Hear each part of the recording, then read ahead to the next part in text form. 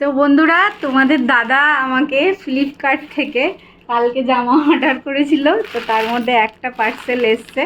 এটা কেমন হয়েছে আমি এখনও খুলিনি, আর এই মাত্রই ব্যাগ থেকে বার করে দিল। তো চলো এটা খুলে দেখা যাক জামাটা কেমন হয়েছে। আমার অনলাইনের জামা ভরসা হয় না, মানে কখনো ভালো আসে কখনো খারাপ আসে, ভালো কমই আসে খারাপটাই আসে। তো সেই জন্য এটা খুলে দেখা যাক কেমন এসছে জামাটা। ঠিক আছে, চলো এটা ওপেন করে দেখা যাক কেমন এসছে। আর কি অবস্থা হয়েছে গো, হাতটা পুরো ট্যান পড়ে, ঘড়ির জায়গাটা পুরো সাদা। আর এতে দেখতে ভালো লাগে, এমনি কেমন হয়েছে জানি না, কিন্তু হাত দিয়ে দেখছি কাপড়টা তো ভালোই, ভালোই হয়েছে। এখন আমার গায়ে ঢুকবে কি জানি না।